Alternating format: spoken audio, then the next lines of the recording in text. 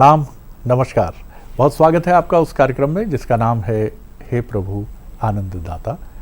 और आप इसका एक और नया एपिसोड देख रहे हैं। आपकी प्रतिक्रिया, रिएक्शंस, सुझाव और जैसा हमने आपसे कहा है कि हम आपकी भी इसमें पार्टिसिपेशन, सहभागिता सुनिश्चित करेंगे, उस फॉर्मेट पर, उस प्रतिरूप पर भी हम आगे बढ़ेंगे।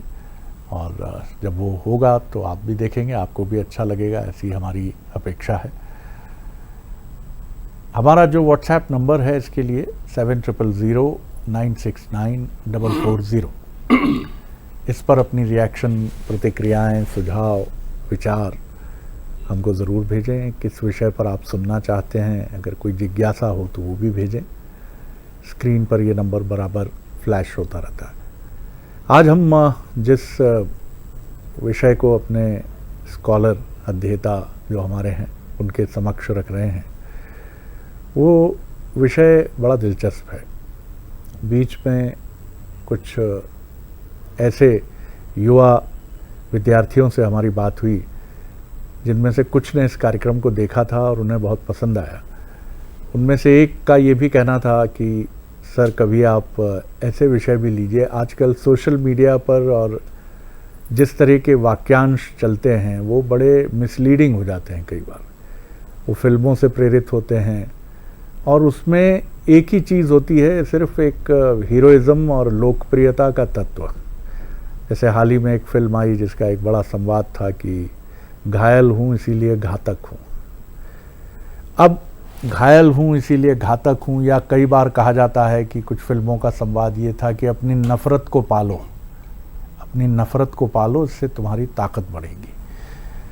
अब ये चीज़ें सर्कुलेट करती हैं, चूँकि इसमें कहीं ना कहीं एक फिल्मी तत्व है, एक हीरो एलिमेंट है, तो व्यक्ति इसी को सच मानता है। ख़ासतौर से जो बहुत ज़्यादा दुनिया का एक्सपोजर नहीं है, युवा पीढ़ी की हम बात करें और उस युवा की बात करें जिसका एक्सपोजर पढ़ाई लिखाई यानी अपने पाठ्यक्रम से अलग जो पढ़ाई लिखाई होती है, विद्वता से जुड़ी हुई, दुनिया भर का साहित्य, भारत का सनातन, जिसने ये सब नहीं पढ़ा है उसको ऐसा लगता है यही सत्य है कि घातक हूँ इसीलिए घायल हूँ, नफ़रत को पालो इससे तुम्हारी ताकत बढ़ेगी।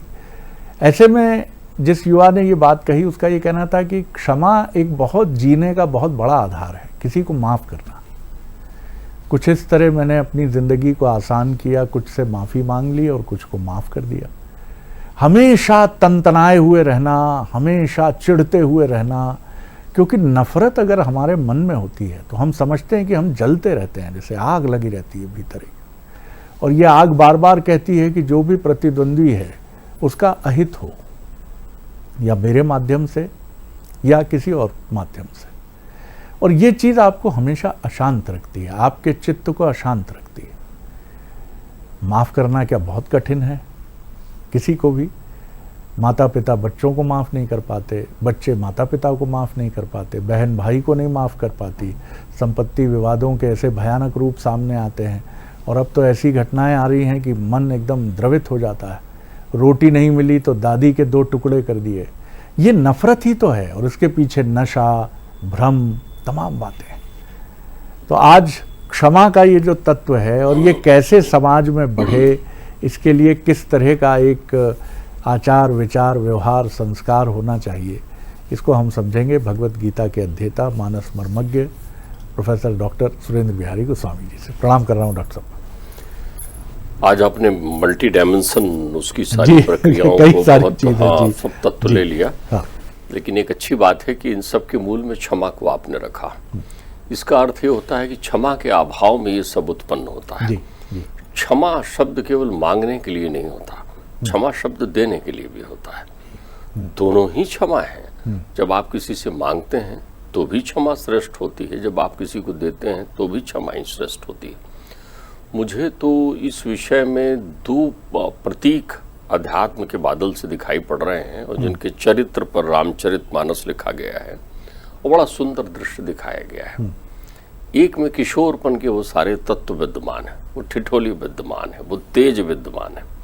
सबसे पहले ध्यान रखिए, क्षमा का अभाव कब होता है? जब आयतन आधा भरा होता है। आयतन अर्थात मन होता है। जैसे एक सीधी सी कहावत एक अंग्रेजी में है, a little knowledge is always dangerous things. अधूरा, जब भी हम अधूरे होते हैं तब हम अधजल गगरी छलकत जाएगी संस्कृति पर चलते हैं। हमारा ज्ञान बहुत क्षुब्ध होता है, थोड़ा होता है, हम उसमें अपनी जबकि लगा लेते हैं, हम उसको अपने हिसाब से पूर्ण कर लेते हैं, तब हम केवल अपनी स्थिति में होते हैं। आधा कौन होता है? जो केवल स्वयं को जानता है, सामने वाले को नहीं जानता, उसके शोध के अर्थों को नहीं समझता, उसकी परिस्थिति को नहीं समझता, वो सीधा प्रतिशोध पर आता है। यदि पिता डांट रहे हैं तो पिता डांट रहे हैं तो वो अपने आप को लेता है कि मुझे कैसे डांट सकते हैं पिता, मुझे कैसे डांट सकता है पड़ोसी, मुझे कैसे चढ़ा सकता है मित्र। अब उसके चढ़ाने वाले के उस अभिप्राय से वो भिज्ञ नहीं हो पाता कि क्यों चिढ़ाया, क्यों डांटा, क्यों ठिठोली की, क्यों नाराज हुआ, ये दूसरा पक्ष नहीं जानता। तो आधा होता है, इसलिए वो छलक जाता है। तो आप पूरे हो जाइए। तो पूरे होने के दो स्वरूप हैं। अब देखिए यहाँ दोनों स्वरूप का चित्रण है। बड़ा प्रसिद्ध ये घटना है, जब आदमी रामायण सुनने बैठता है तो इसको कौतुक क्या करता है, वो समझता है कोई बहुत लड़ाई वाला प्रसंग आया है। लड़ाई नहीं, ये जीवन में क्षमा शक्ति को बताने का प्रतीक आया हुआ है। क्षमा समर्पण के साथ होता है। जब अहम समर्पित कर देते हैं तब क्षमा उत्पन्न होता है। बिल्कुल ठीक। तो इसीलिए हमारे यहाँ क्षमा वीरस्य भूषणम कहा गया है। जो परम वीर पराक्रमी होता है वो क्षमा देता है और क्षमा मांगता है। क्षमा मांगने वाला भरा हुआ होता है, तृप्त होता है, उसके अंतर का पात्र प्रवाहित होते हुए जल की तरह शुद्ध होता है। वो कुआं, तालाब या बावड़ी का पानी नहीं होता, अर्थात कुंद नहीं होता, सीमित नहीं होता, उसके पास विराट लक्ष्य होता है। वो दूर का पथिक होता है जो क्षमा मांगता है, और जो क्षमा नहीं मांगता उसका पथ छोटा है, उसकी मंजिल तय ही नहीं होती। जो अपनी मंजिल पर नजर रखता है उसके लिए क्षमा आभूषण है, क्षमा शोभा है उसके लिए। हमारे यहाँ तो उपनिषद इस बात पर बहुत अच्छी बात कहता है। हमारे यहाँ उपनिषद तो इस पर बड़ी सुंदर बात कहता है। हमारे यहाँ उपनिषद एक बड़ी छोटे उदाहरण, मैंने आपसे कहा था ना, अध्यात्म दृष्टांत का समूह है, इसलिए कि सीधा प्रैक्टिकल करता है आपको। अध्यात्म कब शुरू होता है मालूम आपको? जब आपके सामने ऐसा चलचित्र आ जाए कि जिसमें वाणी कम और चित्र ज्यादा चल के, वो सीधा असर करता है, सीधा असर करेगा। जैसे सोशल मीडिया, वहां आपको उस तथ्य को दिखाने के लिए दृश्य दिखा देते हैं वो, तो आपको दृश्य से समझ में आ जाता है, आप देखते हैं। जैसे चलचित्र, उसमें दृश्य दिखा देता है तो आप उसमें ढल जाते हैं। जो दृश्य आज देखते हैं उसी को दृष्टांत कहते हैं। जो आज आप दृश्य देखते हैं चलचित्र में, वही दृष्टांत है पुराण में, वही दृष्टांत है।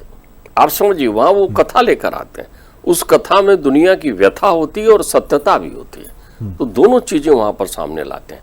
तो वहां वो एक बड़ा सूत्र कहते हैं, वो कहते हैं नरस्य भूषणम रूपम। नर शब्द का जब उच्चारण करूं तो नारी की प्रतीक्षा मत करिए। नर का अर्थ होता है मनुष्य, नर का अर्थ होता है मनुष्य, उसमें स्त्री पुरुष दोनों शामिल हो गए। नरस्य भूषणम रूपम। उन्होंने कहा साहब, जैसे गाय की शोभा उसकी सींग है, शेर की शोभा उसके दांत और जो लहराते हुए बाल हैं, पंजे हैं, इत्यादि अलंकरण उसकी शोभा है। अलग अलग जीव जंतुओं की अलग अलग शोभा है। मोर की शोभा पंख है, तो नर की क्या शोभा है? मनुष्य की शोभा क्या है? बोले रूप। उसके नाक, आंख, कान जो बने हुए होते हैं, उसका रंग, उसकी सुंदरता, ये उसकी शोभा बनाते हैं शरीर को। तो शरीर की शोभा ही नर का भूषण है। नरस्य भूषणम रूपम। अब बहुत रूपवान आदमी है लेकिन अवगुणी है, खाली देखने का सुंदर है, एक भी गुण नहीं है उसमें, जो कुछ है वो अवगुण है, तो काम गड़बड़ हो जाएगा ना। रूपस्य भूषणम गुणम। फिर रूप की शोभा क्या हुआ? दूसरे मैदान पर आई है गुण। देखिए सीढ़ियां चढ़ रहे हैं। नर, आपको दुर्लभम मानुषम देही देही नाम क्षणभंगुरा। आप संसार में सबसे श्रेष्ठ प्राणी बन गए, मनुष्य। और मनुष्य में भी रूपवान मनुष्य, रूपवान मनुष्य में भी गुणवान मनुष्य बन गया। रूपस्य भूषणम गुणम और गुणस्य भूषणम ज्ञानम। केवल गुण होने से कोई महान नहीं हो जाता, ज्ञान भी होना चाहिए। बहुत सज्जन है, बहुत विनम्र है, बहुत बढ़िया है, अच्छी बातें करता है, संस्कार में रहता है, संस्कृति अच्छी, पढ़ा लिखा नहीं, पढ़ नहीं पाता, दुनिया को नहीं जानता, उसको समझ नहीं है, तो किसी काम का नहीं है। गुणस्य भूषणम ज्ञानम। तो फिर ज्ञानस्य भूषणम क्या हुआ? तो जो परम ज्ञानी है, जिसने ज्ञान गंगा से अपने मन रूपी आयतन को, बुद्धि को परिपक्व कर रखा है, उसकी शोभा क्या है? तो बोले उस महापुरुष की शोभा है क्षमा। आप समझिए, तब उसकी शोभा क्षमा है। तो क्षमा जो है सर्वश्रेष्ठ भूषणम, श्रेष्ठ आभूषण है आपके जीवन का।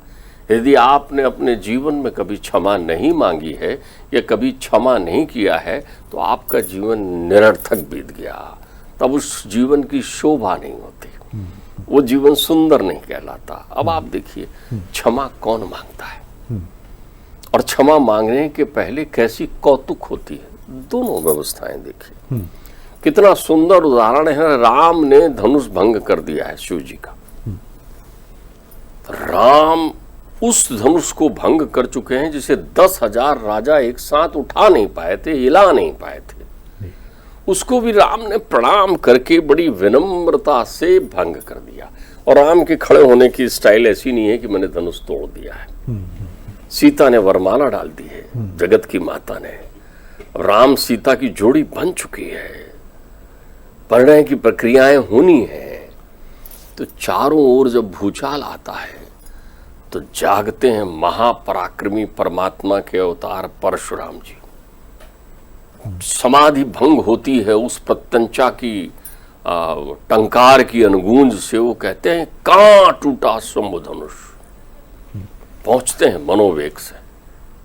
जनक को जिसको घूर के देखते हैं वो उनका प्रताप देखिए, वो भी क्षमा मांगेंगे। प्रताप देखिए, दोनों तरफ एक विनम्रता की प्रतिमूर्ति खड़े हुए हैं और एक क्रोध के अवतार खड़े हुए हैं, और दोनों के बीच एक किशोर है। आप देखिए, राम और लक्ष्मण खड़े हुए। अब वहां पर वो जिसको घूरे, जनक को घूरा। क्यों जनक? तो जनक को लगा मेरी मृत्यु आ गई। जिसकी तरफ वो देख लें उसे अपनी मृत्यु दिखाई पड़ती थी। इतने बलशाली हैं परशुराम जी। 21 बार पृथ्वी को अहंकारियों से मुक्त किया है उन्होंने। जिनको बल का घमंड था, बोले आओ तुम्हारा बल तोड़े, वो परशुराम जी पहुंचे। किसने तोड़ा? तो परमात्मा बड़ी विनम्रता से कहते हैं अरे होगा कोई आपका दास, तोड़ दिया धनुष। ऐसा कौन दास है तो तोड़ दिया?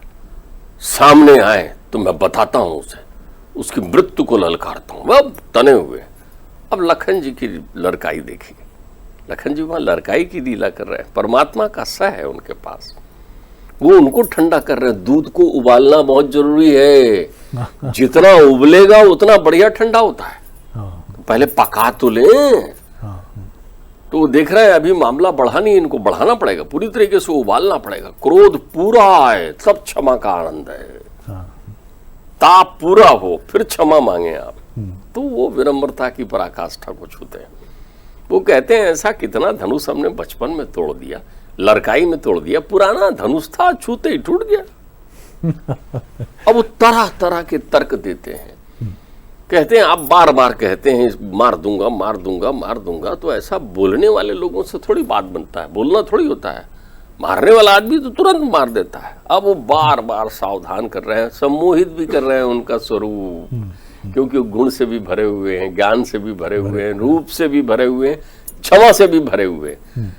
अगर शेष क्षमा ना करे तुम्हें तो पृथ्वी को चाहे जब उठाकर लुढ़का दे, इतने पापी भरे हैं इस पृथ्वी पर। क्षमा करती धरती क्षमा ना करे, महतारी क्षमा ना करे तुम्हें तो कोख में लेके काहे ढूंढे तुमको। सहती है 9 महीने लात प्यार से, फेंकता है चरण। महतारी कहती मेरा पुत्र। ब्रह्मा कहते हैं भगवान से स्तुति करते हुए कि आप तो वैसे ही मेरे अवगुण क्षमा कर देते हैं जैसे वो महतारी ठिठोली में बच्चे की लात को गर्भ में सहते हुए क्षमा कर देती है। ये है क्षमा का गुण जो परमात्मा के प्राप्त करने की दिशा का सर्वश्रेष्ठ है। तो परमात्मा कहते हैं कि बोले तुम कितने बड़े हो? अरे बोले मैं 2 अक्षर का, रा और माँ। आप तो परशु सहित राम है। और बोले आपका अहित, आपसे अहित करके कोई आदमी हित कर ले अपना, यह संभव नहीं। उनके नेत्र खुलते हैं, वो विनम्रता को देखते हैं। तो जैसे ही देखते हैं तो आखिरी में कहते हैं क्षमो क्षमा मंदिर मोहिमाही। आप तो दोनों भाई जो है क्षमा के मंदिर हो, आप मुझे क्षमा करिए। और जैसे ही वो क्षमा मांगते हैं वैसे ही आप समझ लीजिए दो अवतारों का सम्मेलन हो जाता है, मिलन हो जाता है। तो हमारे जीवन में भी ये क्षण आते हैं। क्रोधेन ज्ञान नाशनम प्रज्ञा अपराधो मूलम सर्वरोगाणाम उत्तमम।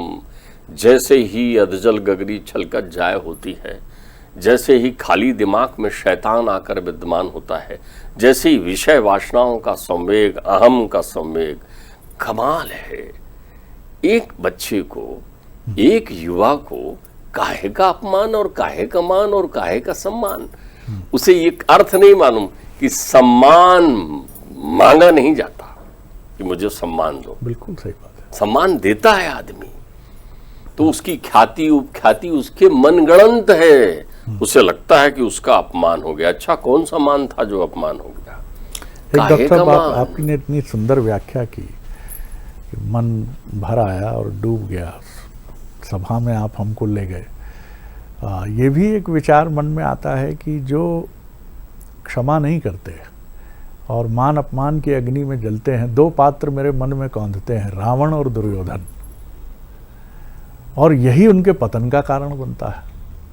राम किसी उस भाव से नहीं है, ये क्षमा मांग लें तो अभी सब कुछ समाप्त कर दें, और वहाँ राजदूत दुनिया के सर्वश्रेष्ठ ब्रह्मांड के माधव, अरे भाई एक सुई की नोक के बराबर भूमि दे दो, 5 गांव दे दो, सब सेटल हो जाएगा, खत्म हो जाएगा। लेकिन उनके मन में क्षमा का भाव ही नहीं है, और यही उनके पतन का कारण है। देखिए, हमारे यहाँ अध्यात्म में इन्हें मूढ़ कहा गया है जी।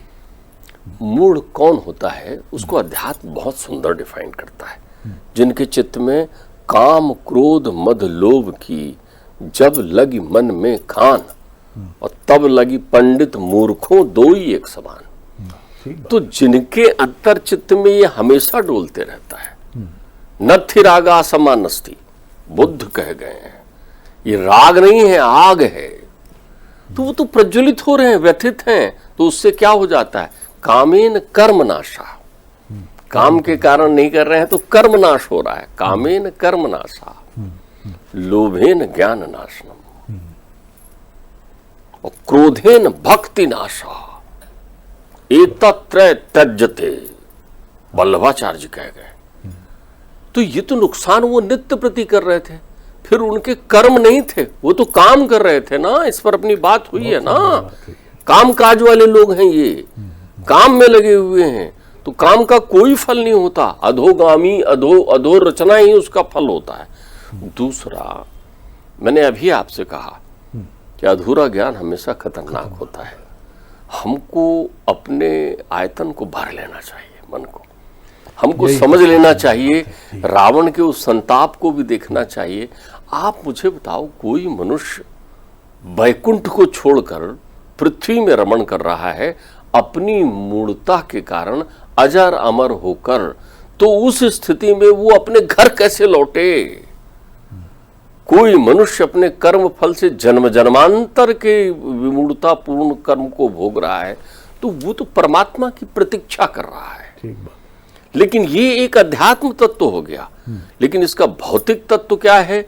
जो व्यक्ति इस आग में जलता है, क्रोध को हमारे यहाँ अगन कहा गया है, क्रोधाग्नि कहते हैं हमारे यहाँ। तो जो व्यक्ति, देखिए, अग्नि तो आपके शरीर को, केवल आपके शरीर को जलाती है, लेकिन क्रोध रूपी अग्नि आपके शरीर को एक बार नहीं, अनवरत जलाती है, और तुम्हारे प्रवेश में पड़े हुए सारे लोगों को इसका ताप देती है। और चलिए वर्तमान संदर्भ पर लौटें 2026 के। तो जो युद्ध जैसी स्थितियां निर्मित हैं, वहाँ आप क्या कारण देखते हैं? आप कितना रिलेट कर पाएंगे जो डॉक्टर साहब ने जो विश्लेषण यहाँ प्रस्तुत किया है? कोई क्षमा के लिए तैयार नहीं, कोई किसी के पास जाकर नहीं कह रहा है कि हमसे गलती हुई, छोड़ देते हैं, भूल जाते हैं, सबक सिखाऊंगा, छोड़ूंगा नहीं, आज की रात अंतिम रात होगी, आज तबाही निश्चित है, आज ये नष्ट हो जाएगा, ये मार्ग जो है इसको बंद कर दिया जाएगा, इस मार्ग को खुलवा कर रखेंगे। ये सब वही बातें हैं जिनका डॉक्टर साहब ने जिक्र किया कि क्रोध ज्ञान का नाश करता है, और ज्ञान का नाश हुआ तो फिर क्या बचा। यानी जो लोग लड़ रहे हैं और लड़ते हैं, अतीत से लेके वर्तमान से लेकर आगे जो लड़ने वाले हैं भविष्य में, उन सब के पास ज्ञान नहीं है, न उनके पास क्षमा मांगने की और क्षमा देने की प्रवृत्ति है। डॉक्टर साहब ने ये भी बहुत इंपॉर्टेंट बात कही है कि क्षमा मांगी भी जाती है और दी भी जाती है। जाओ, क्षमा किया। यूक्रेन कोई कठिनाई नहीं है, रूस मुझे माफ करें, ईरान जाओ क्षमा किया, अमेरिका हमसे गलती हुई, लेबनान कोई कठिनाई नहीं है, इजराइल कह रहा है। लेकिन क्या कोई कह रहा है? कोई हम सुन क्या रहे हैं? मिसाइलों की सनसनाहट। आनंद आ गया डॉक्टर साहब, प्रणाम कर रहा हूँ आपको। अगले एपिसोड में एक और विषय के साथ उपस्थित होंगे। अपनी प्रतिक्रियाएं ज़रूर भेजिएगा। नमस्कार, राम।